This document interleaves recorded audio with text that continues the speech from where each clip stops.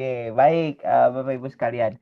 Jadi di kesempatan siang hari ini ya, saya sesuai dengan yang bertanya nih terkait dengan diabetes banyak banget yang bertanya terkait dengan diabetes. Tapi satu topik yang paling apa kita akan angkat di kesempatan ini adalah pertanyaan dari teman kita pastinya ya berkaitan dengan kondisi perawatan luka yang nantinya akan kita masukkan diskusinya pada kesempatan hari ini.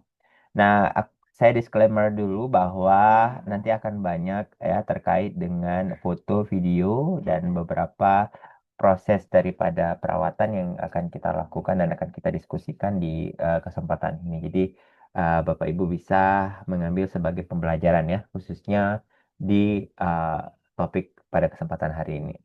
Nah, jadi hari ini kita akan ngomongin terkait dengan diabetic foot ulcer. Lagi-lagi diabetic foot ulcer, lagi-lagi diabetic foot ulcer. Tapi kenapa kok bisa menjadi salah satu concern yang banyak orang perbincangkan? Karena ini menjadi salah satu yang memang banyak problemnya gitu tuh.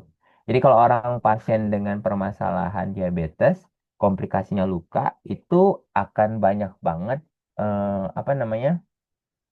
Sambungannya atau penyebabnya gitu. Karena memang pasien dengan permasalahan diabetic foot ulcer itu memiliki multifaktor organ gitu ya. Makanya di sesi ini ya yang menjadi salah satu fokusan kita adalah bagaimana men-screening atau mendeteksi, mengkaji dan strategi perawatan dalam perawatan luka ya. Kalau kita ngomongin terkait dengan pasien yang ada di slide saya ini, Bapak Ibu, ini kalau Bapak Ibu lihat apakah kondisi pasiennya bagus atau enggak? Boleh dong, apa namanya, komentarnya. Kolom komentar. Bagus nggak sih nih, Bapak Ibu?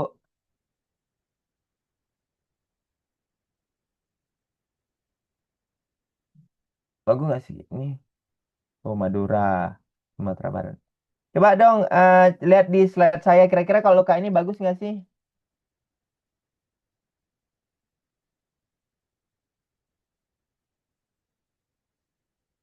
Bagus karena lukanya sudah memerah. Bagus sudah granulasi. Terus, ada lagi nggak kira-kira?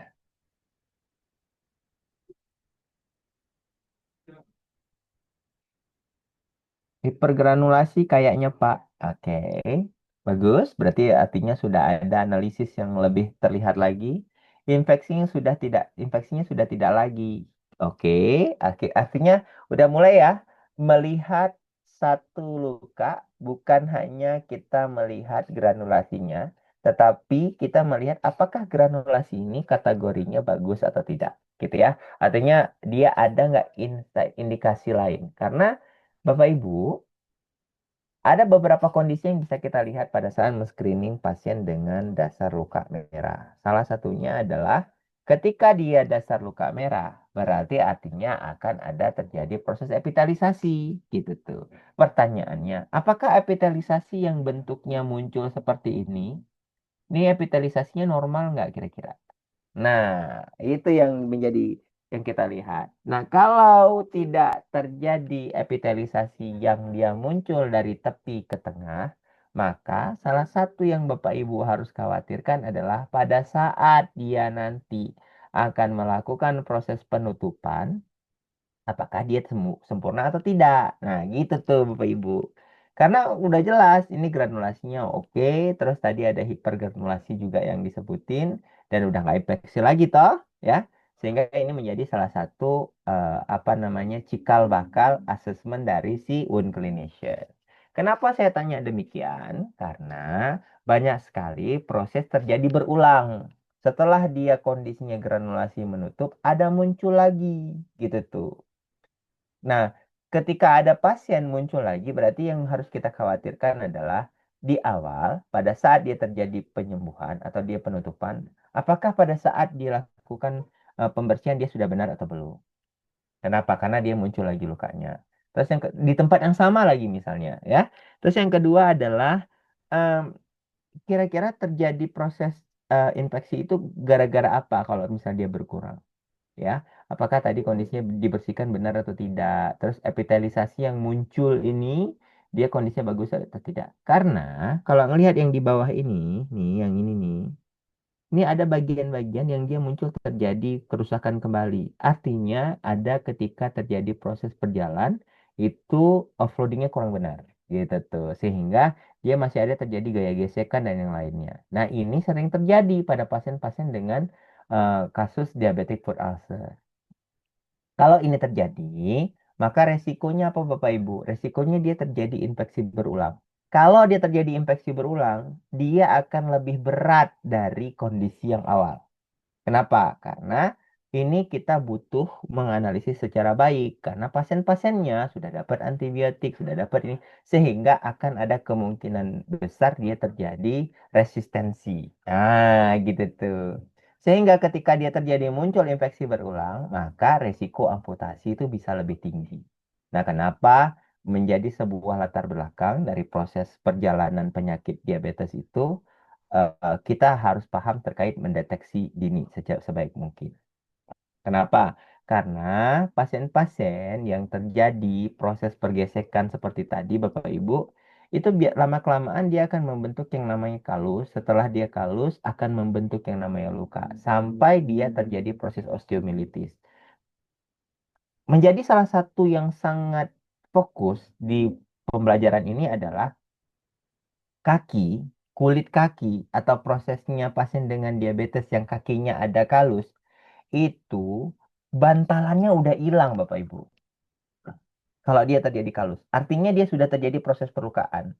Jadi kalau seandainya pasien sudah tidak ada lagi bantalannya, ya, yang bantalan ini terjadi harusnya dia bisa mempertahankan struktur daripada eh, jaringan dengan baik. Ini udah hilang.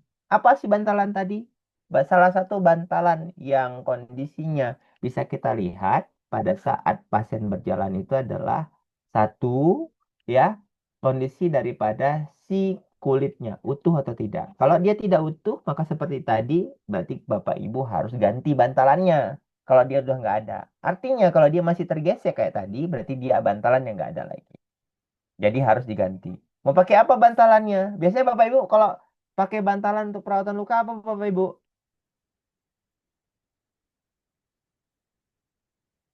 Kalau pasien tuh udah mau sembuh-sembuh kayak gitu, dikasih bantalannya pakai apa? Nggak keluar komennya. Apa bantalannya mau ngasih apa? Bu Irma, mau kasih bantalan apa Bu Irma? Foam. Oke. Ada yang lain nggak? Bu Yesi mau kasih bantalan apa Bu Yesi?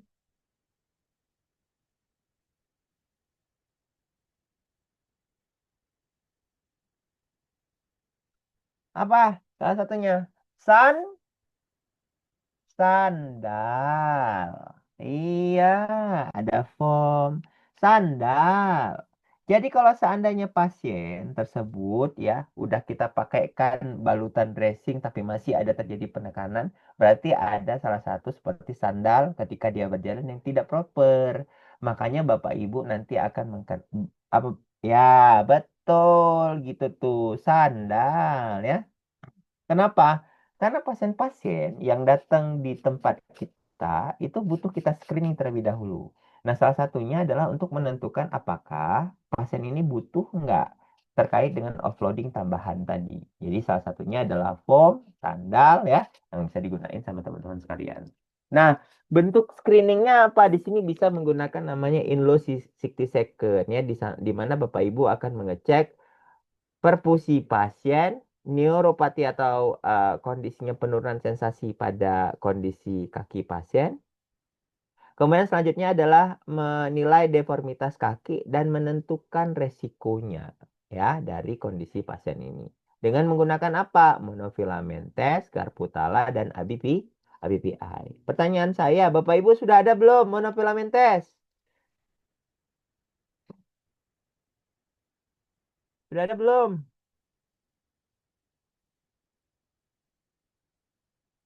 Belum. Aduh, monofilamentes murah kali itu. Monofilamentes itu Bapak Ibu cuman 20.000. Banyak itu. Kalau mau yang modelnya lengkap banget ya 150. Jadi Bapak Ibu kalau yang belum ada, macam mana kita mau melakukan yang namanya deteksi dini? Artinya ada kelengkapan dari proses layanan Bapak Ibu yang belum cukup untuk membuat pasien ini dapat screening dengan baik. Ya, jadi kalau belum ada, monggo untuk disiapin. BPI udah ada belum? Pasti jawabannya semua pada belum. Awas aja ya. Karena ini salah satu deteksi dini yang paling penting untuk pasien-pasien dengan diabetes. Sehingga kita bisa menentukan resikonya gitu tuh. Nah, sehingga ada nih satu kasus nih pasien ya yang datang dengan kasus kena knalpot. Padahal knalpot ini salah satu basic banget ya, di mana dia cuman kena knalpot. Cuman permasalahannya adalah ini pasien dia nggak langsung memberitahu karena dia niropati. Jadi pas kena knalpot, niropati nggak kerasa teman-teman. Dan orang kita kalau dia belum sakit, belum ada rasa yang menyebabkan dia terjadi gangguan itu nggak akan ngelapor. Nah, datanglah dengan durasi 2 bulan dan ini pasiennya dengan DM yang tidak terkontrol ya.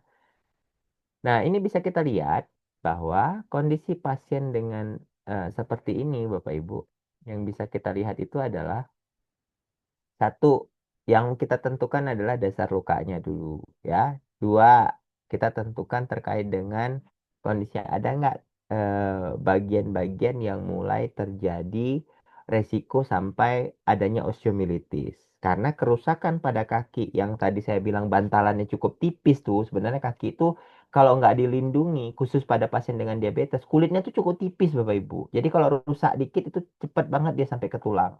Ya udah kayak gini ceritanya. Luka, rusak, sampailah dia ke tulang. Kalau dia modelnya udah ada bone expose, tendon expose, nah ini menjadi salah satu faktor yang Bapak Ibu harus lihat adalah kebutuhan untuk mengecek apakah infeksinya sampai ke tulang atau tidak. Kalau sampai ke tulang berarti dia osteomilitis Bapak Ibu. Jadi bukan sekadar kondisinya Bapak Ibu rawat-rawat luka aja, tapi bisa menentukan kondisinya sampai apakah pasien ini osteo atau tidak ya. Kemudian selanjutnya adalah kita cek tepi lukanya. Nah, ini tepi lukanya. Kita bisa ngeliat nih, tepi lukanya jelas ya, tidak menyatu, kemudian kondisinya udah terbuka. Jadi ini kita mau ngapain kalau udah terjadi seperti ini? Nah, kalau udah terjadi seperti ini, berarti Bapak Ibu yang harus dilakukan adalah bagaimana cara Bapak Ibu menentukan eh, apa yang di apa ya tanda dan gejala yang terjadi. Nah, kalau misalnya sudah bisa menentukan semua ini, berarti kita lihat batasan tanda dan gejala dia masuk dalam kategori infeksi. Sebatas mana dia terjadi? Ini penting untuk Bapak Ibu lihat. Nanti kenapa bisa kita butuhin? Karena kita rawat sampai sebatas mana dia terjadi merah atau eritema. Nah, disitulah kita lakukan penutupan dengan teknik moist wound healing ya.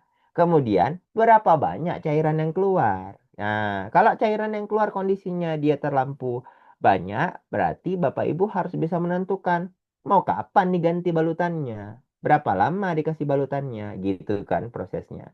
Sehingga kalau kita ngelihat dari kasus pasien ini ya, udah ada namanya apa tendon expose ya. Ini kalau misalnya Bapak Ibu pakai tangan diraba-raba, dia keraba adanya tulang, berarti dia osteomilitis. Nah, sehingga kebutuhannya adalah di sini pakai dressing yang harus bisa bunuh kuman. Dan pastinya proper pasiennya untuk pemberian topical terapi dan pemberian antibiotik. Nah, ini salah satu jenisnya adalah sulfur dressing.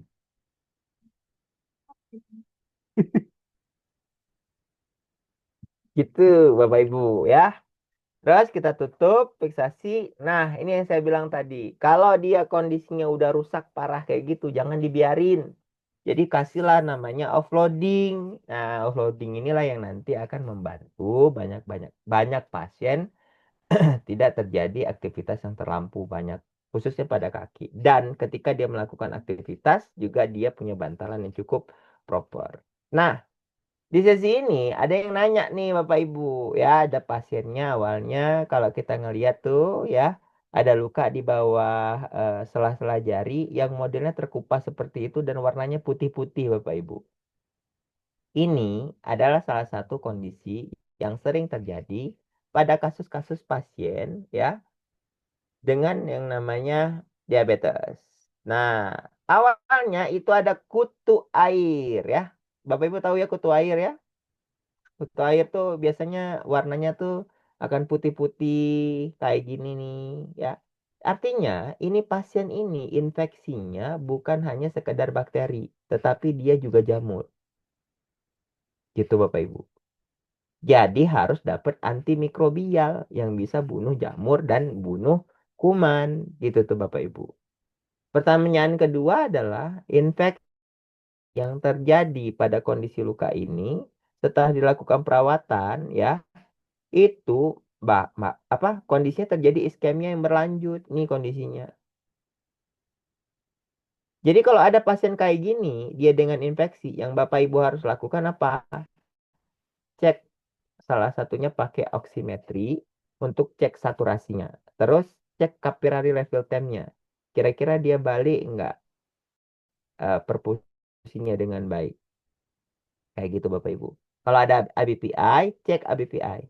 Kalau bagian ini sudah diraba dingin, capillary level temp-nya dia udah nggak balik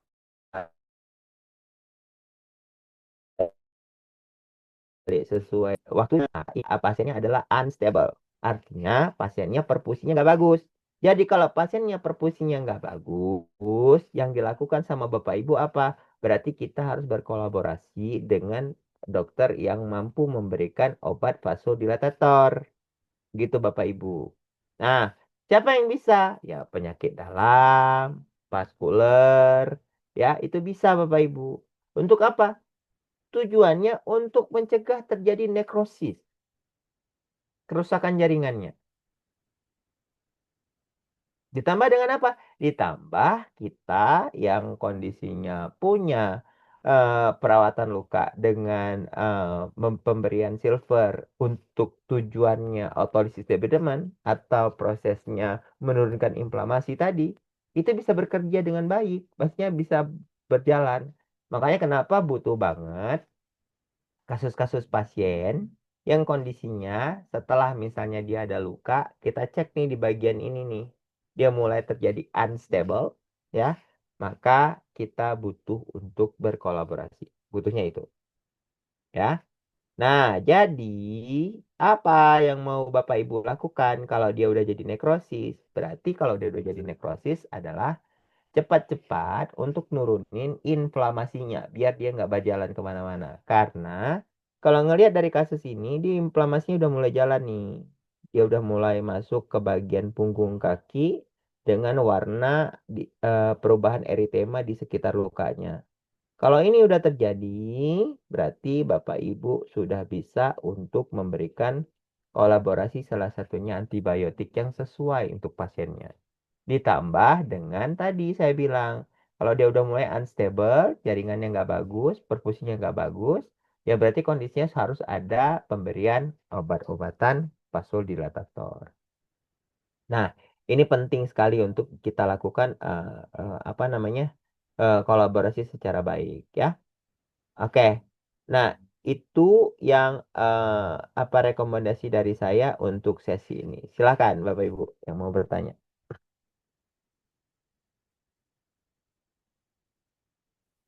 Oke, baik. Terima kasih Nurse Kana yang sudah memberikan tadi ya banyak beberapa kasus juga kepada kita bagi Bapak Ibu yang mungkin mau berdiskusi berkaitan dengan kasus yang lagi ditangani ya, Nurse Kana ya. Ya mungkin Mm-mm. masih merasa eh, harus belajar lagi di sini mungkin Bapak Ibu boleh kirim kasusnya atau bisa tanya-tanya berkaitan dengan hal lain yang berkaitan dengan diabetic foot ulcer. Boleh Bapak Ibu, silakan. Mungkin kita sambil menunggu ya, Nurse.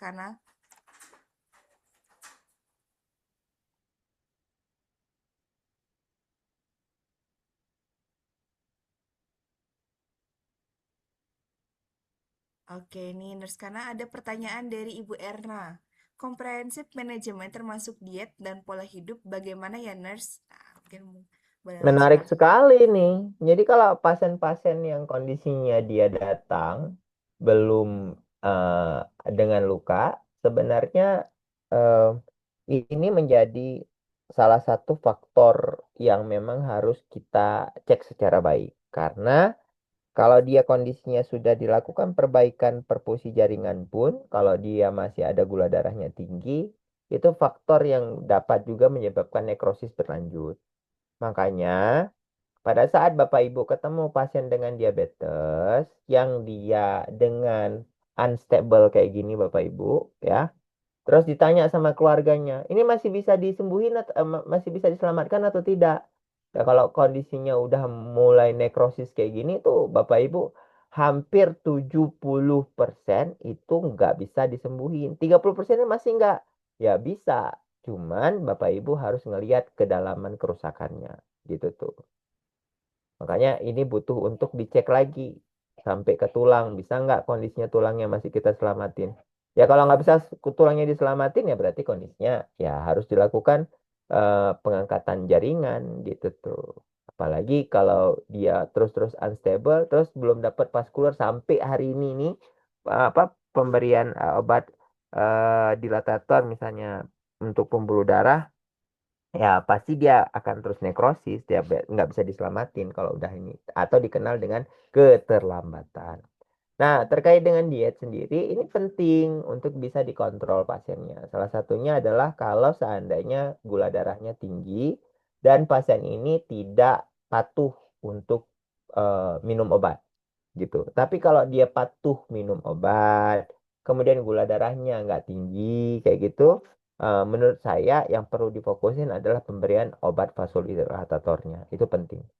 Kemudian pola pola hidup dengan bagaimana ya pola hidup tuh sebenarnya kan selalu direkomendasikan bahwa pasien dengan diabetes kudu harus apa namanya melakukan yang namanya olahraga kaki. Senam kaki itu penting. Jadi teman-teman sekalian itu bisa melakukan yang namanya apa anjuran senam kaki untuk pasien dengan khususnya diabetes ini ya untuk pola pola hidupnya.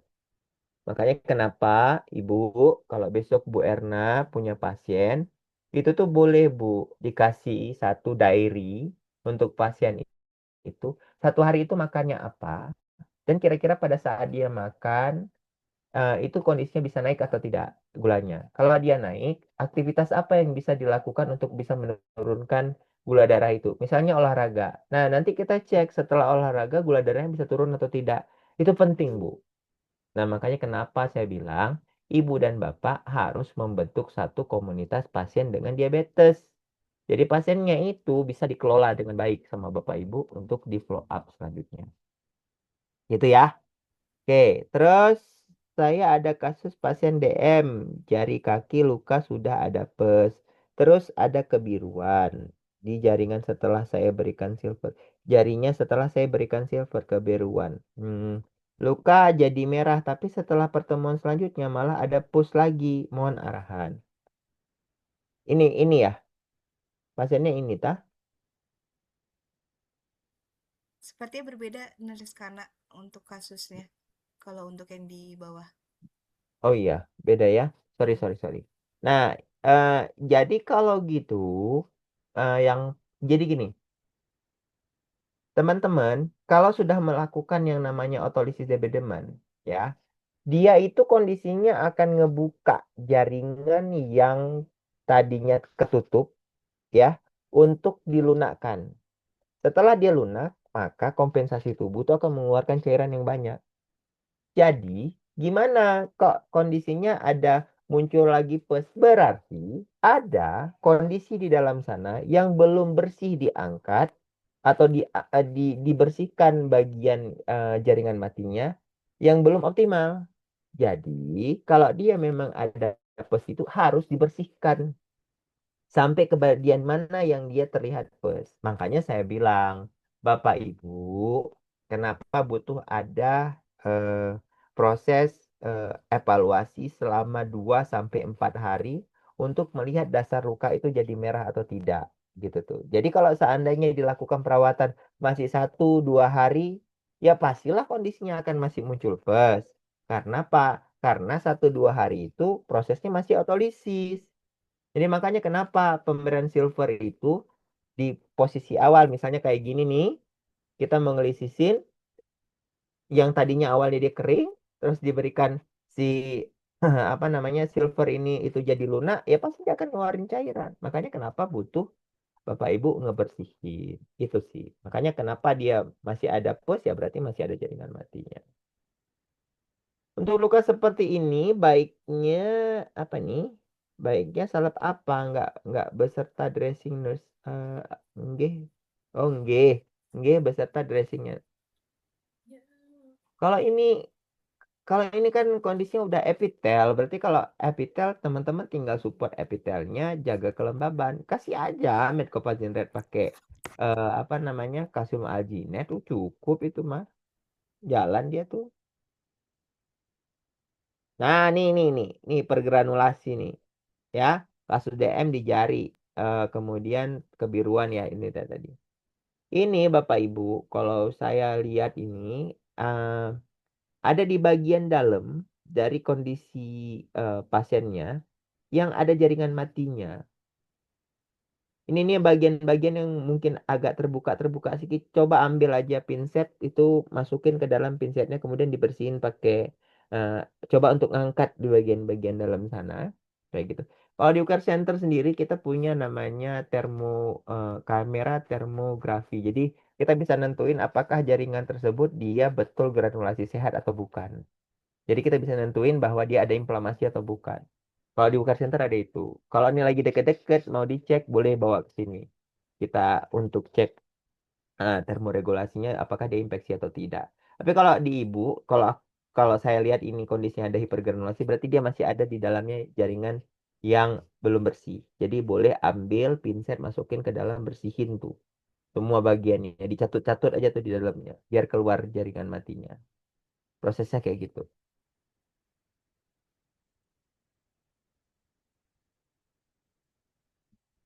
Ada lagi nggak?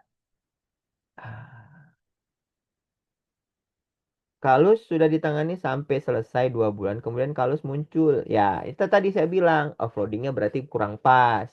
Berarti harus dikasih offloadingnya, salah satunya adalah bisa dari sandalnya, bisa dari dressingnya. Boleh foam, boleh tadi prosesnya kasih apa namanya sandal. Silahkan.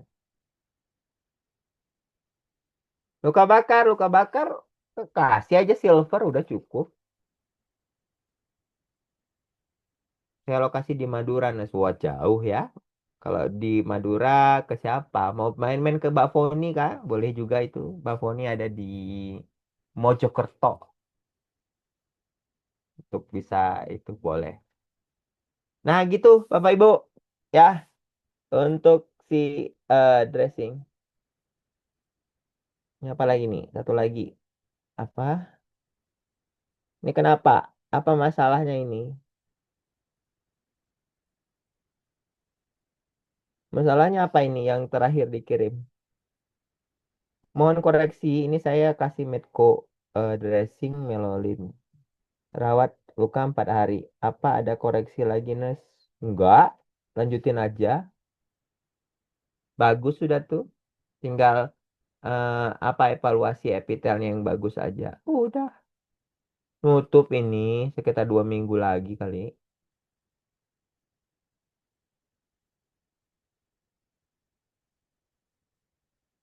Gitu, Bapak Ibu? Oke, Bapak Ibu sekalian, cukup ya, kita cukupkan sesi diskusi bersama dengan Nurse Kana. Bapak Tunggu, Ibu tunggu, yang tunggu, tadi, Balis, tunggu.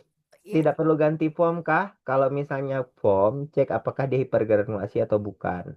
Kalau dia hipergranulasi, aku nggak bisa ngelihat secara detail gitu dia hipergranulasi atau bukan. Tapi kondisinya boleh kalau dia hipergranulasi kelihatan dia dari tepinya agak tinggi, kasih aja foam semuanya terus lakukan bandit pakai kohesif. Udah gitu. Oke, Mbak Lis, lanjut. oke, baik. Terima kasih Bapak Ibu yang sudah bertanya kepada Nurse Kana, baik tadi apa mengenai kasus dan lainnya. Dan Jika begitu, tadi pertanyaan dari Ibu Nur Khalifah menutup sesi diskusi bersama Nerskana dan juga sesi materi bersama dengan Nerskana hari ini. Mungkin Bapak Ibu kita bisa foto bersama terlebih dahulu. Nerskana boleh eh, kita foto bersama. Bapak Ibu boleh langsung on cam. Nah, ini luar biasa ya. Kita foto satu, dua, tiga. Sekali lagi, satu, dua, tiga. Oke, terima kasih Bapak Ibu sekalian dan Narskana tentunya yang sudah berpartisipasi di Petco Academy hari ini, minggu ini yang sangat luar biasa. Terima kasih Narskana yang sudah membagikan ilmunya hari ini. Mudah-mudahan terus sehat ya Nurse untuk berbagi ilmu kepada kita semua. Terima kasih Narskana. Oke, selamat berpuasa Bapak Ibu, sehat selalu. Sehat selalu Nurse.